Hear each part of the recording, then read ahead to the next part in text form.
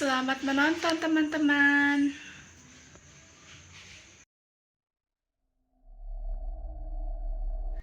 Pada siang hari yang terik, rumah itu menjadi saksi perjuangan seorang ibu.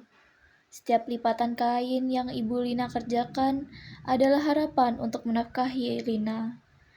Rizkia bekerja keras setiap hari. Namun, Lina, sebagai kebanyakan remaja lainnya, mulai merasa hidupnya kurang dibanding teman-temannya. Lina, bentar lagi bantu ibu bungkus kue ya nak. Pesanan Bu Lilis mau diambil nanti sore. Ah, malas ibu, capek baru aja pulang sekolah. Ih, Zakia tasnya baru lagi. Hidupnya enak banget dia. Lina, jangan ini seperti itu. Rezeki orang itu beda-beda nak. Tapi masa makan tahu tempe terus, Bu? Aku juga pengen beli barang kayak gitu. Sabar nak, kita masih bisa makan, itu sudah nikmat kok. Hah? Hidup enak dari mana? Hidup miskin kayak gini. Kata-kata itu menusuk hati Ibu Lina, tapi ia tetap sabar menghadapi putrinya.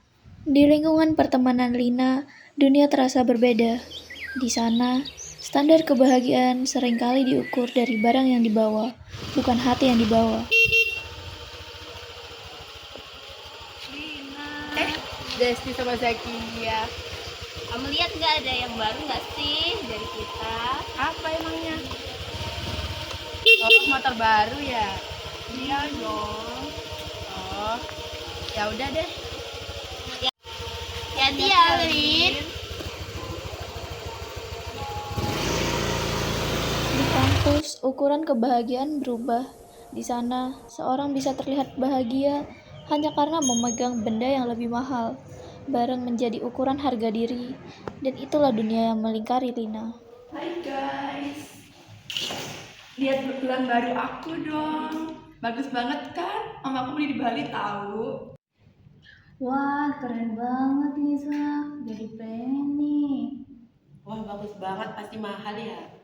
Hehe, lumayan sih, tapi worth it kok. Udahlah, ngomongin barang mahal mulu, nanti Lina kepikiran. Emangnya kenapa aku nggak bisa beli barang kayak gitu? Lina semakin iri terhadap teman-temannya. Lina mulai melihat dirinya lebih rendah daripada teman-temannya, dan itu membuat hatinya gelisah. Setiap hari, Lina semakin iri dan iri terhadap temannya.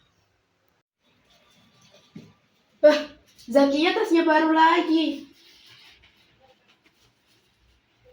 Malam itu begitu sunyi. Dalam kesunyian seperti inilah, manusia sering salah mengambil keputusan. Dan disinilah keputusan terbesar Lina dimulai. Aja sudah diawasi dan berizin OJK. Yuk download sekarang. Wah, pinjaman cepat, cair, tanpa jaminan. Wah, gampang banget nih pinjam 2 juta. Bisa beli tas kayak Zakia. Bu, pinjam KTP dong. Buat apa, nak? Ada lah, Bu, buat kebutuhan kampus. Udah. Nih, kasih ya, Bu. Ya.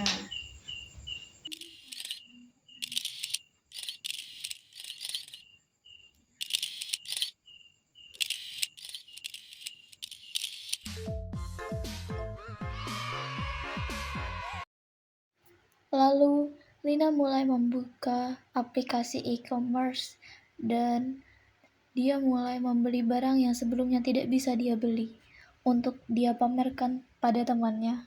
Yes. Besok tas baru datang nih. Assalamualaikum. Permisi. Paket.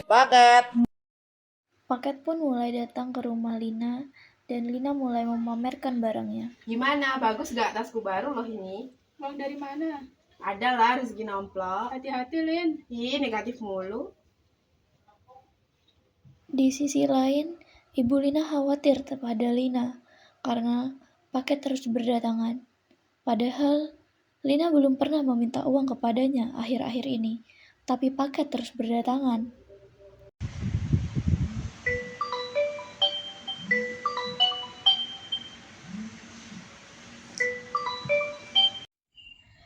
Iya Mbak, iya, saya bayar. Besok saya akan bayar, iya saya tahu kok. Minggu depan, minggu depan saya bayar. Beneran, iya. Saya tahu kok batasnya sampai minggu depan. Iya, ya.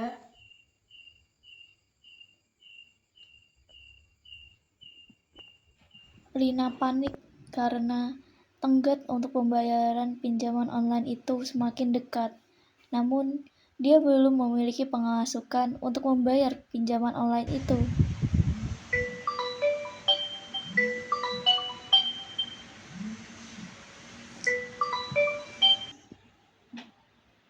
Lina, kamu pinjam uang dari mana? Dari pinjol ya? Nanti Lina juga bayar kok Bu, santai aja. Dari mana kamu mau bayar? Ibu aja pas-pasan. Kenapa kamu nggak cerita dulu, Nak?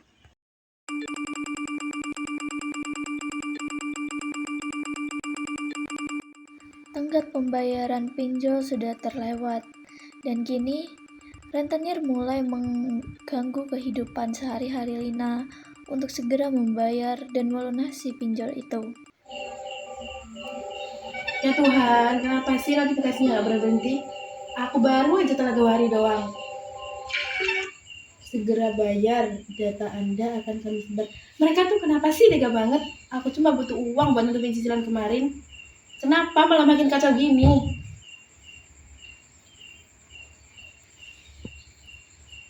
Aku pikir gampang pinjam sebentar, bayarnya cepat. Tapi bunganya, astaga, naiknya kayak nggak manusiawi. Kenapa sih aku kuda banget?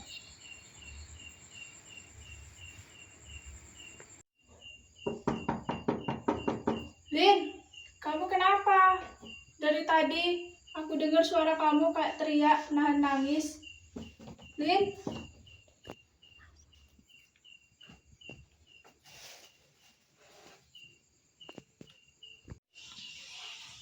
Lin, kamu kenapa? Aku terjebak, Vi. Pinjol itu mereka makin banyak nagih bunganya, makin numpuk. Aku bingung mau bayar pakai apa. Memangnya kamu minjem berapa? Awalnya cuma 500.000 buat nutup itu, tapi aku minjem di yang lain, terus nyambung lagi. Sekarang jadi lebih dari 3 juta. Apa sih? Tiap jam mereka spam WA, telepon, ancem-ancem, dadaku disebar. Kenapa kamu nggak bilang dari awal? Kita kan bisa mikir bareng. Aku malu, Vi.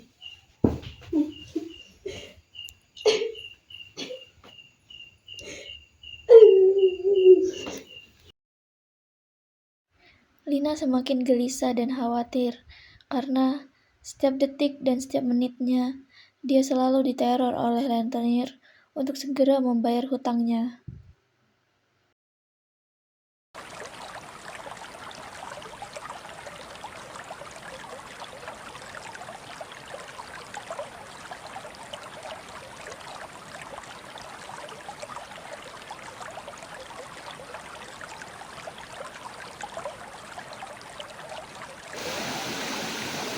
Loh, Lina. Aku harus bilang ke ibunya Lina nih.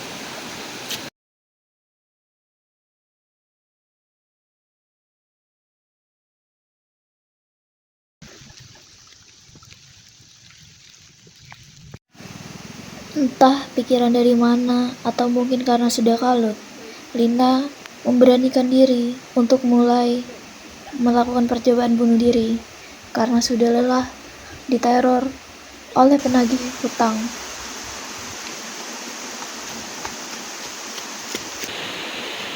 Jangan, Nak. Jangan, istighfar, Nak. Istighfar, Nak.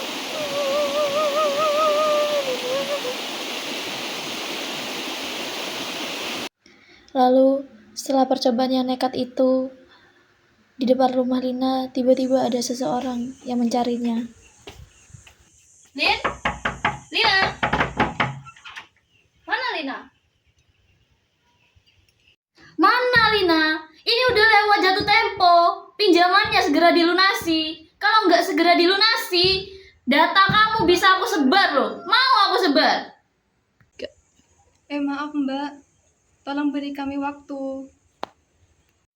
Oke, aku kasih waktu 1 bulan. Kalau misalkan 1 bulan, kamu belum melunasi 100% bunganya. Aku tunggu ya. Awas aja kamu.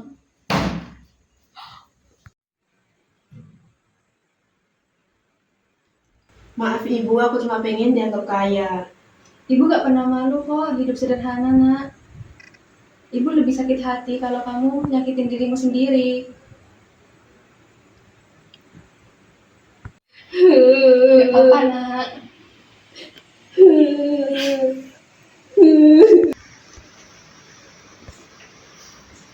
Aku pikir tas ini bikin aku bahagia, tapi ternyata malah bikin aku takut. Gak apa-apa, nak. Yang penting kamu sadar apa yang kamu buat itu salah. Dan kamu bisa belajar dari masalah yang kamu hadapi saat ini.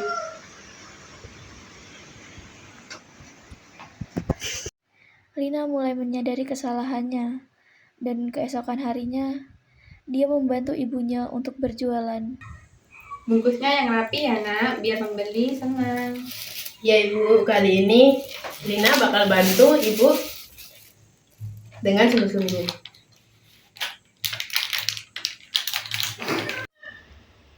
Lin, sekarang kamu kok jarang banget nongkrong bareng sih? Oh, sekarang aku bantuin ibu jualan kue. Kue? Serius? Keren banget sih. Aku mau beli dong. Aku bantuin postingin kuenya kamu ya, Lin. Serius, terima kasih ya semuanya. Iya.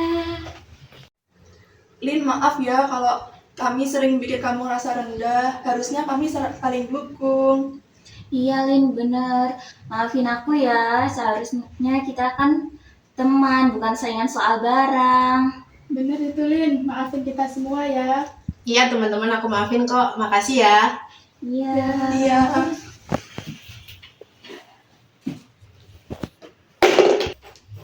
Dina, aku mau pesan 5 kotak dong. Teman-temanku juga mau loh. Oke, terima kasih ya. Nanti aku sampaikan deh ke ibuku. Oke. Alhamdulillah, jualan hari ini lebih laris ya, nak. Alhamdulillah, iya ibu.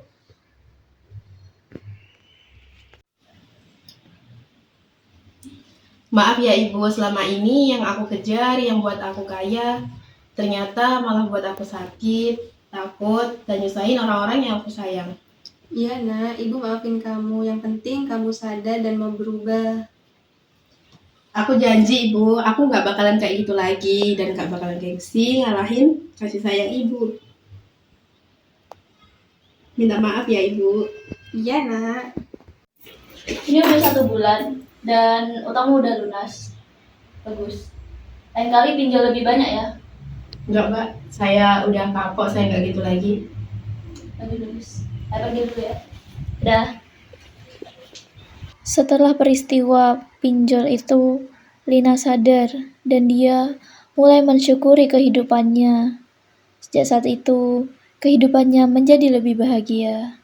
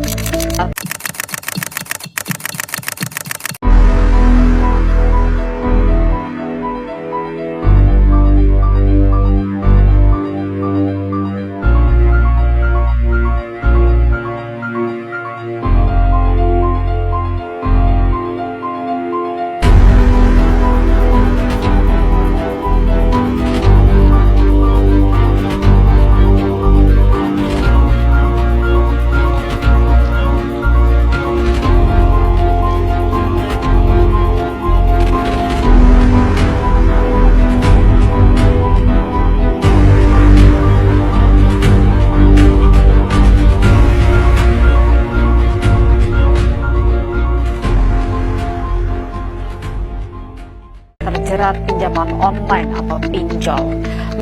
Diteror pinjaman online, jerat pinjaman online. Melakukan pinjaman online. Stop pinjol. Dari cerita tentang seseorang yang terjebak pinjol dan sampai membuat ibunya terluka hatinya, kita sebenarnya bisa mengambil pelajaran yang cukup dalam. Kadang, dalam hidup kita merasa butuh sesuatu dengan cepat, entah untuk kebutuhan, gengsi, atau sekedar ingin terlihat mampu. Dan saat kondisi lagi sempit, pinjaman online kelihatan seperti solusi instan.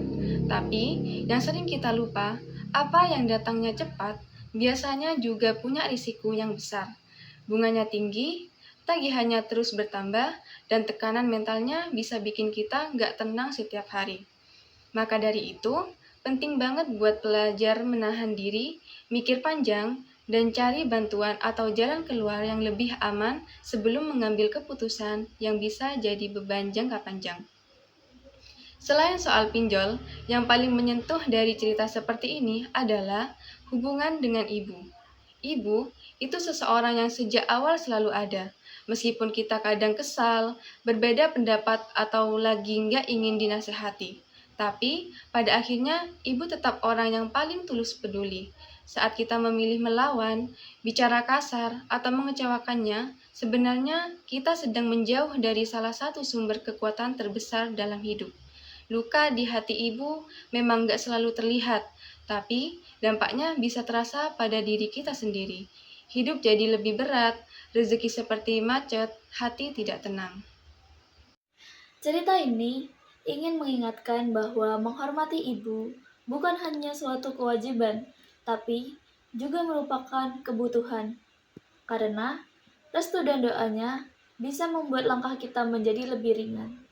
Maka, kalau sedang dalam masalah, terutama masalah keuangan, cobalah terbuka terhadap orang tua, atau setidaknya jangan menambah beban dengan sikap keras kepala. Tidak semua hal harus diselesaikan sendiri. Pada akhirnya, pesan yang bisa kita ambil adalah bijaklah dalam mengambil keputusan, terutama soal uang.